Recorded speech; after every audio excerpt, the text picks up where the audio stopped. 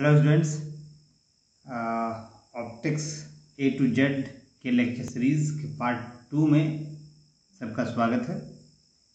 और हम लोग कल के लेक्चर में, कल के व्याख्यान में हमने क्या किया था, प्रकाश के परावर्तन, रिफ्लेक्शन ऑफ लाइट के बारे में पढ़ा था। और परावर्तक सतह ऐसे जिससे परावर्तन हो सकता है, जैसे कि दर्पण। दर्पण क्या है? ऐसा प्रकाशीय तल जो प्रकाश को परावर्तित कर दे, रिफ्लेक्ट कर दे, वो दर्पण कहलाता है। ठीक है, तो दर्पण के बारे में हम लोगों ने शुरुआत की थी। शीशा कैसे बनता है, शीशे से दर्पण कैसे बनता है, और अब दर्पण के कुछ तथ्यों के बारे में हमें आज जाने। तो दर्पण में हमारा इमेज जो है, प्रतिबिंब कहाँ बनता है, कैसा बनता है।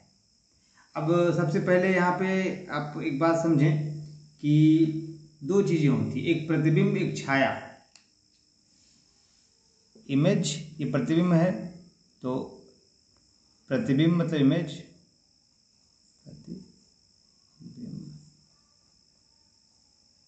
इमेज ये डायवर्सन है टॉपिक का। एक होता है छाया, शैडो।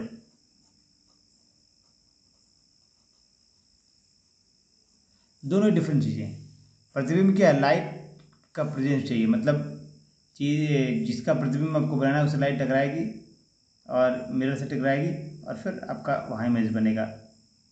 मतलब कि इस बात पर डिपेंड करेगा कौन सा मिरर आप यूज़ करें, कौन सा दर्पण यूज़ कर रहे हैं। छाया क्या है? जहाँ लाइट नहीं होता है, मतलब जहाँ पे लाइट नहीं जाएगा। आपका अगर ये कोई ऑब्जेक्ट है तो इधर से अगर लाइट आ रही है तो इसका जो शैडो पड़ेगा, इसका जो छाया होगा, मतलब यहाँ पर अंधेरा है, लाइट नहीं। प्रतिबिंब है कि इसका इमेज बन रहा है सामने मिरर पे। तो ये दोनों जो बेसिक डिफरेंस है कि यहाँ पे लाइट होगा, यहाँ पे लाइट नहीं होगा शैडो में। ठीक है, अब आते हैं कि प्रतिबिंब हमारा कहाँ पे बनेगा, किस केस में? प्लेन मिरर के केस में। तो दर्पण के जितने आगे आप इमेज ऑब्जेक्ट को रखे हैं, वस्तु को रखते हैं, मान लीजिए कि अगर ये दर्पण है आपका, प्लेन मिरर है, और इतनी दूरी पे आपने ऑब्जेक्ट रखा है, तो ठीक इसके पीछे इतनी ही दूरी पे इमेज बनेगा। जितनी दूरी पे आपने ये रखा है उतनी ही दूरी पे सेम, अगर मान लीजिए कि ये x डिस्टेंस पे रखा हुआ है, x मीटर है, तो ये आपका x मीटर डिस्टेंस पे ही इमेज बनेगा। ये आपका हो गया वस्तु या ऑब्जेक्ट, वस्तु, ये प्रतिबिंब, और ये दर्पण, मतलब ऑब्जेक्ट हो गया, ये इमेज हो गया, और ये मिरर हो गया। तो पहला पॉइंट आपका हो गया कि ऑब्जेक्ट जितनी दर्पण से जितनी दूरी पे एक साइड में होगा, ठीक दर्पण के अंदर वाले साइड में उतनी ही दूरी पे आपका इमेज बनेगा। पहला point, first point. Second point क्या है? सेकंड पॉइंट है कि इमेज जो है वो काल्पनिक बनेगा, क्योंकि दर्पण के अंदर बन रहा है, पीछे। ये दर्पण का अगर ये फ्रंट पेज है तो ये फ्रंट साइड है, तो ऊपर वाला साइड है, तो ये रिफ्लेक्टिंग सरफेस है, और इसके साथ जो कोटिंग किया हुआ, तो मतलब अंदर दर्पण के अंदर पीछे की ओर बन रहा है आपका। तो जब इमेज बनता हुआ देखिए पीछे की ओर बन रहा है, इसका मतलब एक काल्पनिक इमेज बनेगा, इमेजिनरी, काल्पनिक प्रतिबिंब।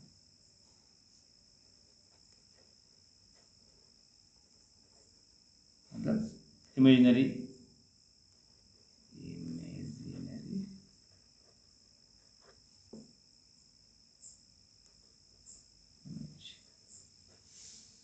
दो पॉइंट हो गए। जितनी दूरी पे वस्तु रखा है उतनी दूरी पे पीछे दर्पण के पीछे, दर्पण के अंदर वाले पार्ट में बनेगा। दूसरा जो प्रतिबिंब है, जो इमेज है, वो काल्पनिक बनेगा। तीसरा पॉइंट है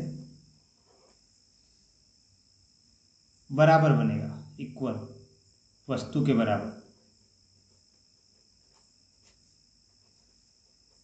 जो आप ऑब्जेक्ट ले रहे हैं उसके इक्वल टू ऑब्जेक्ट, नहीं इक्वल,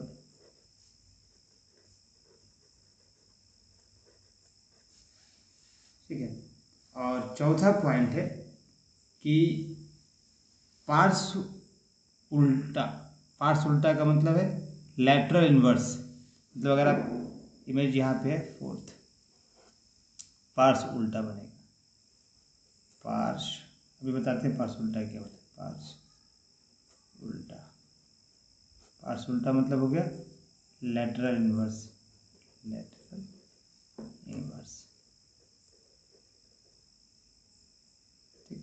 अब पार्श्व उल्टा क्या होता है वो समझिए। पार्श्व उल्टा का मतलब है कि अगर ये दर्पण है, यहाँ आप किसके सामने अपने पी रखा, ये आपका रिफ्लेक्टिंग सरफेस है, तो यहाँ ये क्यू दिखेगा। मतलब जो इसका लेफ्ट है वो राइट दिखेगा, राइट है तो लेफ्ट दिखेगा, ठीक है। इसको कहते हैं पार्श्व उल्टा। अगर आप हाथ ऐसे दिखा रहे हैं तो ये अंगूठा इस साइड दिखेगा, ठीक है। मतलब अगर आपका अंगूठा भी ऐसे इधर है तो इमेज में अंगूठा उधर दिखेगा। मतलब लेटरली इन्वर्स उसको कहते हैं पार्श्व उल्टा। पी है तो क्यू की तरह दिखेगा। तो ये हो गया पॉइंट कि समतल दर्पण में प्रतिबिंब कहाँ और कैसा बनता है।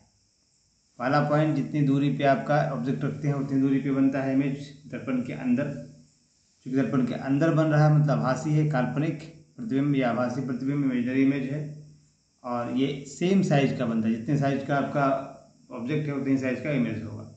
और चौथा है पार्श्व उल्टा, मतलब लेटरल इन्वर्स। अगर पी आप दर्पण के सामने रखते हैं तो दर्पण में इमेज का क्यू जैसा बनेगा। मतलब जो लेफ्ट साइड है वो राइट साइड की ओर दिखेगा, राइट साइड लेफ्ट साइड की ओर दिखेगा। ये तो हो गया प्रतिबिंब के बारे में। अब हम लोग आगे बढ़ते हैं। अब हम लोग दर्पण से संबंधित, समतल दर्पण, प्लेन मिरर से संबंधित कुछ स्पेशल फैक्ट्स, विशेष तथ्य के बारे में चर्चा करेंगे। बहुत इंटरेस्टिंग और मज़ेदार चीज़ें हैं। जैसे कि अगर कोई दर्पण है, पहला पॉइंट हम लोग डिस्कस करते हैं। फर्स्ट फैक्ट कि सपोज एक मिरर है, जाहिर सी बात है मिरर है तो एक साइड, इस साइड वाला जो पोर्शन है वो कोटेड है, इस साइड वाला रिफ्लेक्टिंग सरफेस है। और इधर से कोई ऑब्जेक्ट अगर आ रहा है दर्पण की ओर v मीटर पर सेकेंड की चाल से, v मीटर पर सेकेंड की स्पीड से आ रहा है, तो जो इसका इमेज इधर बन रहा है वो ऑब्जेक्ट की मिरर की ओर या ऑब्जेक्ट की ओर आता हुआ कैसे, कितनी वेलोसिटी से आता हुआ दिखेगा, 2v वेलोसिटी मीटर पर सेकेंड। समझ रहे हैं बात को।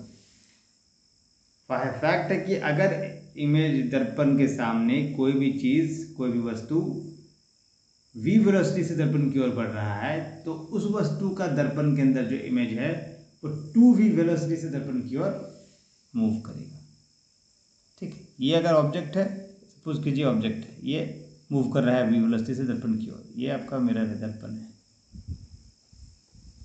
एक साइड रिफ्लेक्टिंग एक साइड नॉन रिफ्लेक्टिंग, मतलब कोटेड है। तो यहाँ से अगर ये v वेलोसिटी से जा रहा है तो इसका इमेज जो है इसकी ओर, दर्पण की ओर बढ़ता हुआ दिखेगा 2v वेलोसिटी, मतलब डबल जो वेलोसिटी है उसका डबल वेलोसिटी से वो दर्पण की ओर मूव करता हुआ दिखेगा। ये पहला फैक्ट है। दूसरा फैक्ट,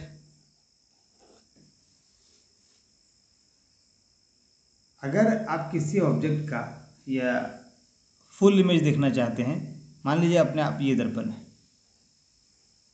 और आप चाहते हैं कि आप यहाँ पे खड़े हैं, ठीक, आप चाहते हैं अपना पूरा इमेज इस दर्पण में देखना। अब इसके लिए इस दर्पण का साइज कम से कम कितना बड़ा होना चाहिए, ठीक है। तो अगर कोई अपना इमेज देखना चाहता है पूरा का पूरा दर्पण पे, तो उसको अपना पूरा इमेज देखने के लिए दर्पण का जो साइज है कम से कम, अगर ये जो साइज है मान लीजिए आपका साइज है h मीटर, तो दर्पण जिसमें कि आप पूरा इमेज अपना देख सकें उसका साइज कम से कम होना चाहिए h/2 मीटर, ठीक है। तो किसी भी वस्तु का फुल साइज, फुल आकार, पूरा आकार दर्पण में देखने के लिए दर्पण का साइज जो है वो कम से कम उस वस्तु का आधा होना चाहिए। अगर आप खुद का इमेज देखना चाह रहे हैं दर्पण में पूरा, तो कम से कम दर्पण का साइज आपके हाइट का आधा होना चाहिए। ये दर्पण है या मिरर है। तो पहला पॉइंट हमने बताया था कि ऑब्जेक्ट जाएगा v वेलोसिटी से, इमेज 2v वेलोसिटी से मूव करेगा दर्पण की ओर। दूसरा बताया कि अगर कोई आदमी दिखना चाहता है अपना पूरा इमेज दर्पण के सामने खड़ा होकर पूरा इमेज, पूरा शरीर का इमेज देखना चाहता है सर से पांव तक, तो उसको पूरा इमेज देखने के लिए जो दर्पण है कम से कम सामने दर्पण जो रखा हुआ है वो उसके हाइट का कम से कम आधा होना चाहिए। आधा से बड़ा होगा तो चलेगा, लेकिन आधा से कम होगा तो पूरा साइज वो अपना नहीं, पूरा फोटो नहीं दिख पाएगा। अब आ जाते हैं हम लोग थर्ड प्रॉपर्टी पे। और ये सारे जो प्रॉपर्टी बता रहे हैं सारे ऑब्जेक्टिव्स आते हैं, हर एक ऑब्जेक्टिव किसी न किसी एग्जाम में आया है, जनरल कंपटीशन, ठीक है। ये थर्ड वाला सबसे इंपॉर्टेंट है, और अक्सर हाँ ये थर्ड वाला पॉइंट आता ही आता है। इसमें क्या है कि अगर कोई दर्पण है, ठीक है, ये मान लीजिए कि दर्पण है, ये कोई किरण आ रही है यहाँ से, और इस दर्पण को, इस इंसिडेंट रे को, आपतित किरण को नियत कांस्टेंट रखते हैं, इसको चेंज नहीं कर रहे हैं। दर्पण को हम मान लीजिए थीटा डिग्री से मूव कर दी। ये दर्पण अगर सपोज कीजिए इधर आ गया, थीटा से ऐसे आ गया, थीटा से मैंने रोटेट कर दिए, ठीक। तो जो परावर्तित किरण है वो कितने से मूव कर जाएगी? 2 थीटा से, ये 2 थीटा से।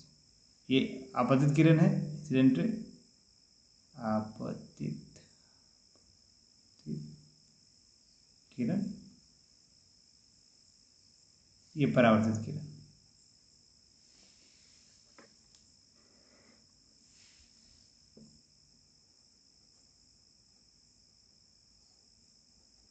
क्या पॉइंट रखा हमने कि अगर आपतित किरण को नियत रखते हुए दर्पण को थीटा डिग्री से घुमा दिया जाए तो परिवर्तित किरण जो है वो 2 थीटा डिग्री से मूव कर जाता है। इंसिडेंट रे को कांस्टेंट रखते हुए अगर मिरर को आप थीटा डिग्री से रोटेट करते हैं तो इमेज जो आपका है, मतलब जो रिफ्लेक्टेड रे है, वो 2 थीटा डिग्री से मूव कर जाता है। क्लियर है? अब हमारा लास्ट बट सबसे इंपॉर्टेंट, थर्ड से भी ज़्यादा इंपॉर्टेंट पूछा जाने वाला पॉइंट है फोर्थ। और क्या है इसमें कि दो, अगर दर्पण को, एक दर्पण हमने ऐसे रखा, सपोज कीजिए एक दर्पण ऐसे है और इसी से लगा हुआ दूसरा दर्पण लगा दिया हमने ऐसे,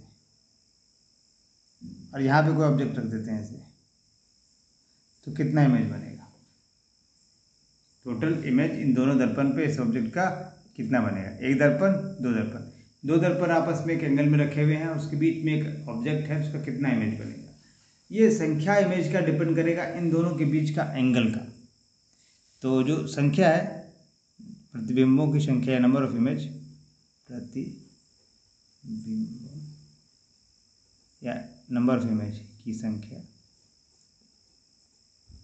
किस बात पर निर्भर करेगी कि दोनों जो मिरर हैं, दोनों जो दर्पण है, उनके बीच का एंगल क्या। मान लीजिए इनके बीच का एंगल थीटा है, सपोज कीजिए एंगल थीटा है, तो हमारा प्रतिबिंबों की संख्या क्या हो जाएगा? 360 डिग्री बाय थीटा माइनस 1।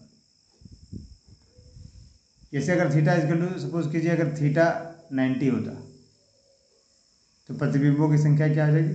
संख्या 360/90, 4 आ गया, 4 में गया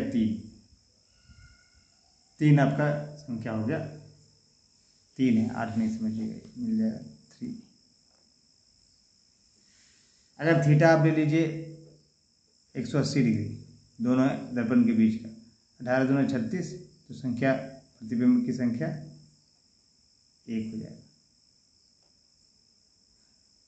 अब ऐसा कोई एंगल हो कि ये फ्रैक्शन में आए, कंप्लीट इंटीजर नहीं आए, तो इंटीजर जो फ्रैक्शन आ रहा है, मान लीजिए 5.7 आ रहा है, तो हम उसका 6 लेंगे, मतलब जो फ्रैक्शन नंबर आ रहा है उसका अगला नंबर हम लेंगे संख्या के तौर पे, ठीक। तो इसी तरीके से हम निकाल सकते हैं कि किसी भी एंगल पे अगर एक मिरर दो मिरर रखे हुए हैं और उनके बीच में कोई ऑब्जेक्ट रखा हुआ है, वस्तु रखा हुआ है, उसका कितना इमेज बनेगा। ये बहुत इंपॉर्टेंट है, ये थर्ड वाले से भी ज़्यादा इम्पोर्टेंट है। तो इसमें देखिए, इम्पोर्टेंट तो सब सारे आते हैं, सारे क्वेश्चन सबके आते ही आते हैं, बट ये आपका मैक्सिमम एग्जाम्स में ये आता है और इससे कम ये आएगा। बाकी अगर इसको हम 3 स्टार कर दें 2 तो बाकी 1 1 रह जाएगा, ये 1 1। ठीक है, तो इस तरीके से हमने देखा कि समतल दर्पण में प्रतिबिंब कहाँ बनता है, कैसा बनता है। फिर समतल दर्पण के कुछ विशेष स्पेशल फैक्ट्स, पहला कि अगर v वेलोसिटी से मूव कर रहा है ऑब्जेक्ट दर्पण की ओर तो उसका इमेज कितनी वेलोसिटी से दर्पण की ओर मूव करेगा, 2v वेलोसिटी से। दूसरा कि अगर आपको पूरा अपना इमेज देखना है तो कितना बड़ा शीशा चाहिए, अपने हाइट का हाफ चाहिए। तीसरा है कि अगर एक मिरर पे एक रे इंसिडेंट हो रहा है, इंसिडेंट रे को हम कांस्टेंट रखते हैं, उसके बाद मिरर को मूव कर दें, अगर थीटा डिग्री से मूव करें तो जो रिफ्लेक्टेड रे है वो 2 थीटा के एंगल से मूव कर जाएगा, रोटेट कर जाएगा। मतलब थीटा से रोटेट कर रहे हैं मिरर को तो इमेज आपका 2 थीटा से, इमेज नहीं मतलब परावर्तित किरण रिफ्लेक्टेड रे 2 थीटा के एंगल से मूव कर जाएगा। चौथा था अगर दो दर्पण को एक पर्टिकुलर एंगल थीटा में रखा जाए, दोनों दर्पण के बीच में थीटा का एंगल हो तो उन दोनों के बीच में कैंडल रख दिया तो कैंडल का कितना संख्या बनेगा इमेज का, ये डिपेंड करेगा कि आपका इस फॉर्मूले पे 360 degree by theta minus 1, theta जितना है दोनों बीच के दर्पण के बीच का एंगल, एक घटा दीजिएगा। अगर ये फ्रैक्शनल आता है तो अगला नंबर लेंगे, जैसे 6.5 आया तो 7 लेंगे, 7.5 आया तो 8 लेंगे। ठीक है, तो इस तरीके से हमारा ये पॉइंट भी क्लियर हो गया। तो इतना फैक्ट्स तो हमारा क्लियर हो गया कि प्रतिबिंब कहाँ बनता है और क्या क्या फैक्ट्स यहाँ पे हैं। अब हम नेक्स्ट आते हैं इसके उपयोगिता पे। उपयोग, समतल दर्पण का उपयोग कहाँ कहाँ होता है। एक तो आप जानते हैं बार बार झाड़ने के लिए, देखने के लिए, मुंह देखने के लिए, ये तो नॉर्मल आईने की तरह, पहला मतलब सबसे मोस्ट कॉमन यूज़ क्या है दर्पण का, आईने की तरह। और 2 यूज़ है उसके बारे में हम लोग चर्चा करेंगे जिसके बारे में एग्जाम में आता है। तो समतल दर्पण का उपयोग कहाँ कहाँ होता है। पहला तो कॉमन, सबसे मोस्ट कॉमन यूज है वो हो गया आईने के तौर पे, लुकिंग ग्लास। पहला यूज क्या है, मोस्ट कॉमन यूज आईना।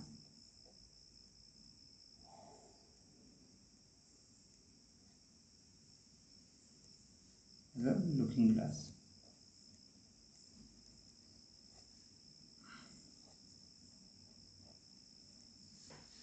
तो इसके बारे में तो कुछ बताना नहीं है, लुकिंग ग्लास में आप क्या यूज़ करते हैं, चेहरा देखते हैं, बाल झाड़ते हैं, कुछ भी करते हैं, वो सारा कुछ आ गया।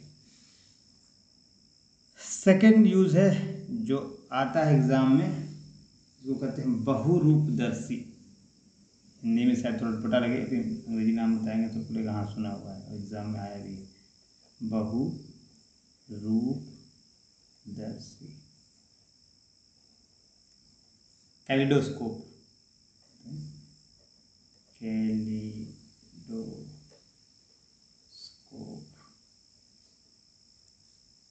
कैलिडोस्कोप क्या होता है, बेसिकली 3 आईने आपस में ऐसे कनेक्टेड रहते हैं 60 डिग्री के एंगल पे। ये राइट एंगल ट्रायंगल है ना, मान लीजिए कि एक मिरर है ऐसे खड़ा है, मिरर को हम ऊपर देख रहे हैं, मान लीजिए मिरर 3 ऐसे खड़ा है, ऐसे, थर्ड वाला ऐसे, ठीक है, ट्रायंगल, राइट एंगल ट्रायंगल के रूप में हम ऊपर से देख रहे हैं तो हमको लाइन दिख रहा है, ये वाला पोर्शन, ये वाला। तो तीनों के बीच का एंगल क्या है, 60 डिग्री है। ठीक है, ये 60 है, ये 60 है। यहाँ पे कुछ कांच का टुकड़ा हुआ रखा हुआ है और इसको एक ट्यूब में फिट कर दिया गया। ठीक है, ये खड़ा है, ये लाइन जो है ना ये ऐसे खड़ा है, इधर ऐसे खड़ा है, ये खड़ा है और ट्यूब में रख दिया गया। ट्यूब के सरफेस पे आपका ये कांच रखा हुआ है और ये दर्पण है, ये और ये तीनों ही दर्पण है। तो 60 डिग्री के एंगल पे रखा हुआ, एंगल कितना है, 60 डिग्री, ये 60 डिग्री, 60 डिग्री। ठीक, तो जब ये इस जो शीशा यहाँ पे रखा हुआ है उसका आपके पास काफ़ी सुंदर इमेज बनेगा, क्योंकि रिफ्लेक्शन बार बार हो रहा है तीनों सरफेस से, तो सुंदर इमेज बनेगा। और आप इसको इस ट्यूब के एक एंड से देख सकते हैं, जो कि पारदर्शी एंड होगा, और एक आपका घिसा हुआ रहेगा। जब इसको घुमाएंगे तो ये जो रखा हुआ है इसके अंदर कोई कांच का टुकड़ा वो भी घूमेगा, तो आपका जो पैटर्न बन रहा था शीशे पे रिफ्लेक्शन की वजह से वो चेंज आएगा। तो आपका यूज़ क्या हुआ, बहुरूपदर्शी कैलेडोस्कोप के फॉर्म में। थर्ड यूज़ क्या है, थर्ड यूज़ है आपका परिदर्शी।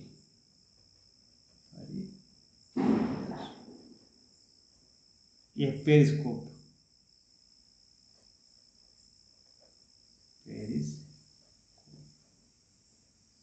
तो पेरिस्कोप क्या होता है, देखिए पेरिस्कोप आपका ऐसा है, दो जेट टाइप का ऐसे है,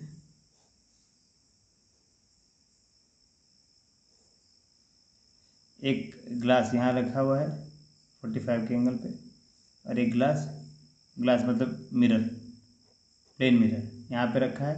रे यहाँ पे से टकराएगी बाहर से, यहाँ रिफ्लेक्ट होगी और फिर आपकी आँख में लगेगी, आँख यहाँ पे,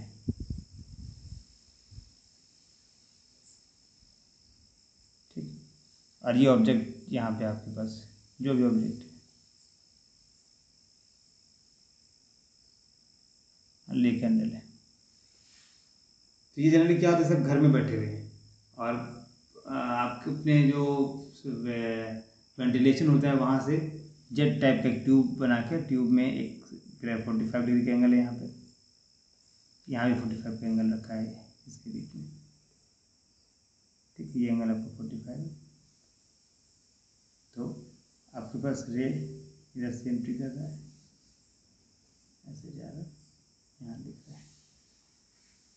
तो दो मिरर अगर इस तरीके से 45 पे हों तो आप बाहर की चीज़ों को घर बैठे देख सकते। मान लीजिए कि ये आपका घर का वेंटिलेशन, आप यहाँ कुर्सी पे बैठे हुए हैं और ये बाहर क्या हो रहा है आप यहाँ से इसकी मदद से देख सकते हैं। तो समतल दर्पण का 3 यूज़ हो गया, एक लुकिंग ग्लास के तौर पे, दूसरा बहुरूपदर्शी या कैलेडोस्कोप के तौर पे, और तीसरा है पारदर्शी या पेरिस्कोप की तरह। ये तीनों ही काफ़ी इम्पॉर्टेंट है, आपके पास तीनों के एग्ज़ाम, हर एक एग्ज़ाम में आपके आते हैं, कई एग्ज़ाम्स में आए हैं, बार बार रिपीट हुए हैं, तो हम इसको टिक कर लेते हैं। आईना तो कॉमन यूज़ है, बहुरूपदर्शी मतलब कैलेडोस्कोप, परिदर्शी मतलब पेरिस्कोप, तो ये आपके पास दोनों ज़्यादा इम्पोर्टेंट है। तो इस तरीके से हमने समतल दर्पण का पोर्शन है वो कंप्लीट कर लिया। तो हम एक बार रिवाइज कर लेते हैं। समतल दर्पण में कि पहले हमने क्या पढ़ा था, परावर्तन का नियम पढ़ा था, फिर दर्पण के बारे में, शीशे के बारे में जाना, फिर दर्पण के बारे में जाना, फिर दर्पण, समतल दर्पण और गोली दर्पण की बात की। गोली दर्पण को तो हमने नहीं छुआ, समतल दर्पण से स्टार्ट किया, उसमें देखा कि प्रतिबिंब कैसा बन रहा है, काल्पनिक बन रहा है, वस्तु के बराबर का बन रहा है, और लैटरल इनवर्स या पार्श्व उल्टा बन रहा है। तो ये तो हमारे पास प्रतिबिंब कहाँ पे बनेगा वो हो गया। और कुछ फैक्ट्स हमने बताए थे, क्या फैक्ट्स था कि अगर कोई वस्तु दर्पण की ओर v वेलोसिटी से जा रहा है तो इमेज दर्पण की ओर 2v वेलोसिटी से भागता हुआ नजर आएगा। उसके बाद था कि अगर कोई व्यक्ति अपना पूरा इमेज देखना चाहता है आईने में तो कम से कम उसके हाफ का शीशा, उसके हाइट का हाफ का शीशा हो। फिर है कि अगर कोई एक रे इंसिडेंट हो रहा है किसी मिरर पे और वो रिफ्लेक्शन अगर उसी दौरान जब इंसिडेंट हुआ उसी दौरान आपने एंगल थीटा से मूव कर दिया मिरर को, तो जो परावर्तित किरण है, रिफ्लेक्टेड रे है, वो 2 थीटा से मूव कर जाएगी। और लास्ट में था कि अगर दो मिरर को हम मिला के रखते हैं, उनके बीच में सर्टेन एंगल है, तो और उसके बीच में, दोनों के बीच में अगर कोई ऑब्जेक्ट रखते हैं तो उसका इमेज, कितना इमेज बनता है जानने के लिए फॉर्मूला है, इमेज की संख्या इक्वल टू प्रतिबिंबों की संख्या 360/θ-1। तो इस तरीके से हम समतल दर्पण वाला पार्ट जो है वो हमारा कंप्लीट हो गया। अब हम नेक्स्ट क्लास में क्या करेंगे, हम लोग नेक्स्ट क्लास में गोलीय दर्पण पढ़ेंगे। समतल पहले परावर्तन का नियम पढ़ लिया, रिफ्लेक्शन लॉ, उसके बाद रिफ्लेक्शन कहाँ से होगा तो दर्पण से होगा। दर्पण कैसा होना चाहिए, तो आपका प्लेन दर्पण है। प्लेन दर्पण का मतलब जिसका रिफ्लेक्टिंग सरफेस प्लेन है। अब हम नेक्स्ट क्लास में जो करेंगे, नेक्स्ट क्लास में गोलीय दर्पण के बारे में हम करेंगे। गोलीय दर्पण, गोलीय दर्पण का मतलब हुआ स्फेरिकल मिरर, स्फेरिकल मिरर।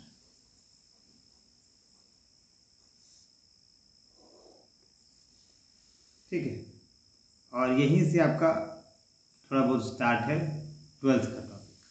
हालांकि 10th में भी आपने गोलीय दर्पण पढ़ा होगा, तो 12th में आपका बस थोड़ा सा एक्सटेंशन मिलेगा, उसमें थोड़ा आगे और बढ़ाया जाएगा, समझाया जाएगा। और बाकी सारे एग्जाम्स में तो आते ही आते हैं।